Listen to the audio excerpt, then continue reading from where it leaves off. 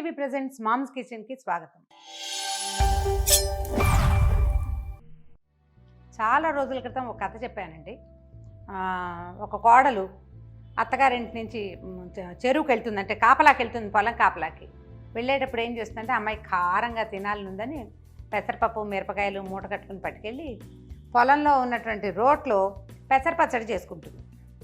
పచ్చడి చేసుకుని తింటుంది. రాజుగారు వచ్చిన ఆ ప్రాంతానికి వచ్చిన రాజుగారు ఆ పచ్చడి అన్నం తిని ఒక 100 కాసులు బంగారం కాసులు ఇస్తాడనమాట. ఆ కథ విన్నాక చాలామంది గుర్తొచ్చింది, మేము కూడా పెసర పచ్చడి చేసుకున్నామని చెప్పారు. యాక్చువల్ పెసర పచ్చడి ఏంటంటే నో ఆయిల్ నో కుకింగ్, సాయంకాలం పూట అప్పటికప్పుడు చేసుకునే పచ్చడి. అయితే ఇందులో కటిక పెసరపప్పు పచ్చడి, నానబెట్టిన పెసర పచ్చడి 2 రకాలు. కటిక పచ్చడి అంటే పప్పుని దంచేసి కొద్దిగా నీళ్ళు చల్లి దంచుతూ మెల్లిగా ఎండుమిర్చి కూడా అందులోనే వేసి అందులో జీలకర్ర వేసి ఇంగు వేసి నూరేసుకునేది నానబెట్టకుండా. అయితే పెసరపప్పుని నానబెట్టి చేసుకునే పచ్చడి కూడా అప్పటికప్పుడు చేసుకోవచ్చు. ఇందులో తాలింపు వేయవలసిన అవసరమే లేదు. ఆ నూనెని మనం అన్నంలో వేసుకుని తినచ్చు. ట్రై చేసి చూద్దాం. ఇవాళ స్టవ్ లేదు, నూనె లేదు. ఏం చేసాము చూడండి. పెసరపప్పుని ఒక 7-8 ఎండుమిర్చి కలిపి నానబెట్టాం. దీన్ని కొంచెం మెత్తగా నానంటే ఒక గంట సేపు నానితే చాలండి, అందుకంటే ఏం అక్కర్లేదు. జస్ట్ రోట్లో నూరేసుకోవటమే. ఇందులో వెల్లుల్లిపాయలు చిన్నుల్లిపాయలు వ్యవహారం నథింగ్ డూయింగ్, ఏమీ లేదు.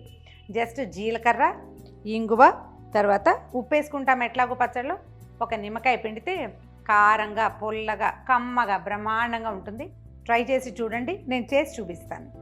రోలు ఈ సైజు రోలు ఉంటే చాలా హాయిగా ఉంటుందండి. చిన్న చిన్న పచ్చళ్ళు చేసుకోవచ్చు. దీన్ని గట్టిగా ఏమో తక్కర్లేదు, ఈజీగానే నలిగిపోతుంది, నానింది కదా. ఓకే, ఇంత మాత్రం పప్పుకి అంటే ఇది ఎంత, ఒక 4 టేబుల్ స్పూన్ల పప్పు ఇంత అయింది చూడండి. ఓ 10 ఎండుమిరపకాయలు వేసాము. ఒక 1/2 స్పూను జీలకర్ర వేసుకోవాలి. ఈ 1/2 స్పూన్ జీలకర్రని ఒక్కసారి దంచేద్దాము. జీలకర్ర కొద్దిగా నూరుపడ్డాక ముందు ఎండుమిర్చి వేసేద్దాము. ఇది మనం మిక్సీలో కూడా చేసుకోవచ్చు అండి. మిక్సీలో చేసుకుంటే మరీ శుద్ధ పేస్ట్గా అయిపోతుంది, అంత గొప్పగా ఉండదు. రోట్లో అయితే కొంచెం నలగకుండా ఉండి చాలా ఎక్కువ రుచిగా ఉంటుంది. ఒకవేళ మిక్సీలోనే వేసుకుంటామండి, మా ఇంట్లో రోల్ లేదు, లేకపోతే నాకు చేత కాదు, మా పనులన్నీ ఎవరు చేస్తారు, ఇలాంటి భావాలు ఉన్నాయనుకోండి. అలాంటప్పుడు ఏం చేయాలంటే మిక్సీలో వేసి ఊరికే ఒక్కసారే తిప్పాలి, అంతకంటే ఎక్కువగా దాన్ని తిప్పకూడదు. తిప్పితే ఇది శుద్ధ అయిపోతుంది పచ్చడి, అంత రుచిగా ఉండదు.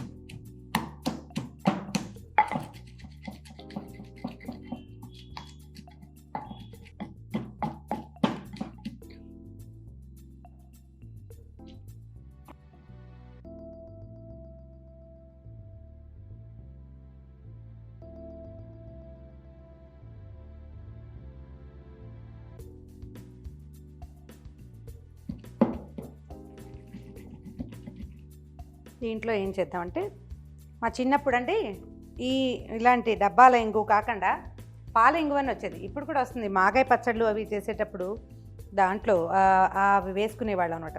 చిన్న ఉండలా ఉండేది, అది ఒక 5 నిమిషాలు ఈ పెసరపప్పుతో పాటే నానబెట్టేవాడు. అసలు అది రుబ్బుతుంటేనే ఎంత మంచి వాసన వచ్చేదో. ఇప్పుడు ఇది వాసన రాగానే మొత్తం మా వాళ్ళంతా భోజనాలు చేసి వచ్చిన వాళ్ళు కూడా మళ్ళీ తింటూ ఉంటారు. కొంచెం మోతాదుగా వేయండి, ఎక్కువ ఇంగువ కాదు, జస్ట్ వాసన వచ్చేలాగా అంతే. దీంట్లో ఇంకొక అడిషనల్ ఇవేం చేయొచ్చు అంటే, మనం కొద్దిగా 2 కరివేపు రెమ్మలు కనుక వేస్తే మధ్య మధ్యలో గ్రీన్గా ఉంటుంది. ముందే వేసుకుంటే బాగా కలిసిపోతుందండి. అది తీయలేకపోయారనుకోండి ఫీల్ అవుతారు, తీయలేకపోతున్నామని. కొంచెం చివరికి వేస్తే కొద్దిగా నలిగినట్టు ఉంటుంది, వాసన వస్తుంది. కావాలంటే ఉంచుకోవచ్చు, లేకపోతే తీసేయచ్చు. చివరి ఫైనల్ టచ్ దీనికి ఏం చేయాలి, ఒక్క నిమ్మరసం పిండాం కొంచెం.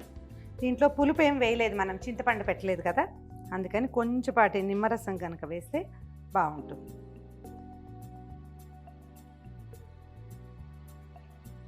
తీసేద్దాం రోట్లోంచి.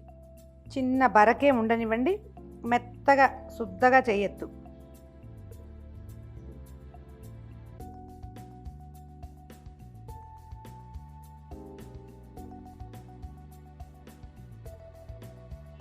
ఇదిగోండి, మన పచ్చడి రెడీ. మనం కొంచెమే చేసుకున్నాం, మరి కాస్త ధారాళంగా చేస్తే ఒక 5-6గురికి సరిపోతుంది. మనం అన్నంలో వేసుకుని తినేటప్పుడు దీంట్లో నూనె వేసుకుని తింటే అంటే మన మంచి నూనె వేసుకుని తింటే ఎక్సలెంట్గా ఉంటుందండి. కొంతమందికి నేతి రుచి కూడా ఇష్టపడతారు. నేను అన్నిటికీ నెయ్యి తిని దీనికి ఒకదానికే నూనె కావాలనుకుంటాను. చేసి చూడండి. మామ్స్ కిచెన్ ప్రెజెంట్స్ పెసరపచ్చడి విత్ నో ఆయిల్. అసలు ఒక చుక్క నూనె లేదు, ఇందులో మనం పొయ్యి కూడా వాడలేదు. సాయంకాలం ఇది చేసేసుకోవటం, వేడివేడిగా అన్నం వండుకొని పొద్దుటి చారు ఉంటే అది, లేకపోతే కొంచెం వేడిగా కొంచెం చిన్న రసం వేసుకుంటే సాయంకాలపు భోజనం అయిపోతుంది. ఒకసారి ట్రై చేసి చూడండి. ఇలాంటి మరెన్నో పాత కొత్త వంటల మేలు కలయిక కోసం సుమన్ టీవీ మామ్స్ కిచెన్కి సబ్స్క్రైబ్ చేసుకోండి.